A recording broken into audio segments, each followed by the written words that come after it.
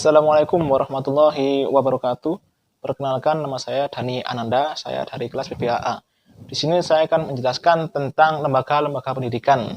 Yang pertama yaitu apa yang dimaksud dengan lembaga pendidikan. Lembaga pendidikan itu merupakan suatu tempat atau wadah di mana proses pendidikan berlangsung dan dilaksanakan dengan sebuah tujuan untuk mengubah tingkah laku seseorang ke arah yang lebih baik melalui sebuah interaksi dengan lingkungan sekitar, serta wawasan dan pengetahuan yang didapat. Lingkungan pendidikan antara lain pendidikan formal atau sekolah, informal atau keluarga, dan non-formal atau masyarakat. Yang selanjutnya yaitu di mana lembaga pendidikan seharusnya terjadi. Lingkup pendidikan formal, informal, atau non-formal. Jadi pendidikan itu harus terjadi pada ketiganya, yaitu pendidikan formal, informal, dan non-formal. Karena ketiganya itu mempunyai fungsi masing-masing dan harus berkait dan seimbang. Yang pertama yaitu pendidikan formal. Lingkungan pendidikan pertama ini sangat penting yang ditemui karena dalam keluarga inilah seseorang anak pertama kali mendapatkan didikan dan bimbingan dari keluarga. Yang kedua yaitu pendidikan formal. Tujuan pendidikan ini secara umum untuk membentuk insan yang memiliki wawasan jasmani dan rohani yang telah dilaksanakan dan diajarkan di sekolah. Yang ketiga yaitu pendidikan non-formal, diselenggarakan untuk kepentingan warga masyarakat yang memerlukan pendidikan, layanan pendidikan atau pendidikan tambahan. Jadi ketiganya ini harus terkait dan terlaksanakan dengan seimbang. Yang selanjutnya yaitu kapan lembaga pendidikan diciptakan atau dilaksanakan atau dievaluasi oleh pemerintah. Yang pertama yaitu lembaga pendidikan informal ya. Lembaga pendidikan ini tercipta dari setiap individu yang baru lahir, dan pendidikan informal atau keluarga merupakan lembaga pendidikan tertua yang bersifat informal dan kodrati. Sebab dari sinilah keseimbangan jiwa di dalam perkembangan individu selanjutnya ditemukan. Yang kedua yaitu lembaga pendidikan formal. Ini ada dua versi. Yang pertama lembaga pendidikan formal pertama di dunia. Lembaga pendidikan atau sekolah formal dapat diketahui pada tahun 500 Masehi di Yunani kuno, Romawi kuno, dan Mesir kuno. Masyarakat mulai mengajarkan lebih dari sekedar keterampilan yang berkaitan dengan budaya. Siswa diberi pendidikan yang lebih formal di Alexandria. Berbagai periode dalam peradaban menentukan fokus utama pendidikan pada hal-hal lain lagi dan menambahkan lebih banyak ide untuk pendidikan yang selanjutnya. Yang kedua yaitu lembaga pendidikan formal pertama di Indonesia.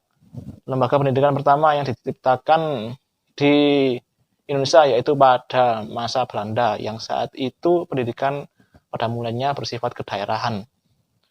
Pada akhirnya berkembang menjadi sebuah sistem pendidikan yang berlaku secara sama umum karena Belanda mengenalkan sistem lembaga pendidikan formal dalam bentuk sekolah. Secara umum mata pelajaran yang dipelajari di sekolah Belanda adalah membaca, menulis, berhitung, dan sembahyang. Setelah kemerdekaan, kurikulum pendidikan pertama di Indonesia yaitu kurikulum 1947 atau disebut Rencana Pembelajaran 1947 pada masa awal kemerdekaan. Dan kurikulum ini sudah dilaksanakan oleh pemerintah Indonesia secara sah yang tidak mau lagi melihat dunia pendidikan yang masih menerapkan kurikulum Belanda. Dengan perkembangan zaman, maka pemerintah terus mengevaluasi lembaga pendidikan formal sekaligus menyempurnakannya hingga berkembang sampai saat ini. Yang ketiga yaitu lembaga pendidikan non-formal. Dengan terbentuknya lingkungan, maka pendidikan ini mulai tercipta di masyarakat.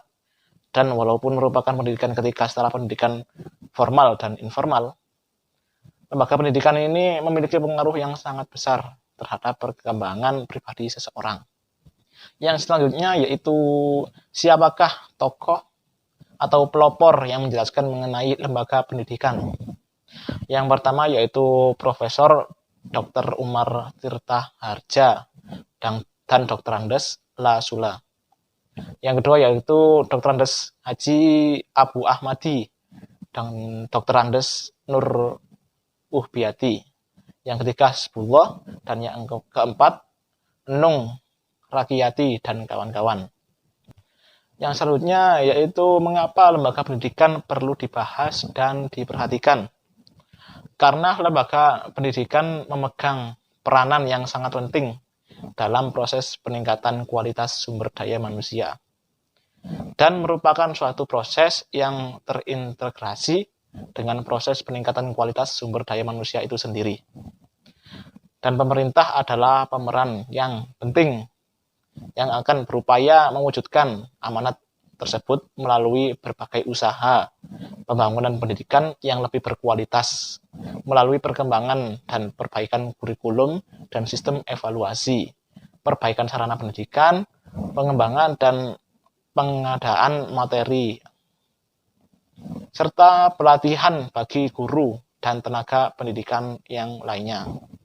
Yang selanjutnya yaitu bagaimana lembaga pendidikan saat ini, apakah sudah sesuai dengan konsep awal dan tujuan pembuatannya, dan bagaimana upaya yang perlu dilakukan jika diperlukan adanya evaluasi mengenai lembaga pendidikan. Lembaga pendidikan saat ini belum sepenuhnya sesuai dengan konsep awal dan tujuan mengubah tingkah laku individu ke arah yang lebih baik melalui interaksi dengan lingkungan sekitar.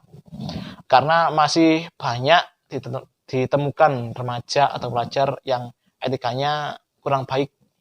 Hal ini disebabkan karena lembaga pendidikan lebih mementingkan pendidikan akademik daripada pendidikan etika dan perilaku.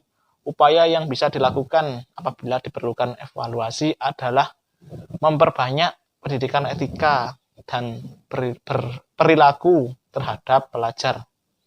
Hal ini bisa dilakukan dengan perantara guru, bimbing konseling, dan peran orang tua sebagai perantara pembentukan etika pelajar agar lebih baik.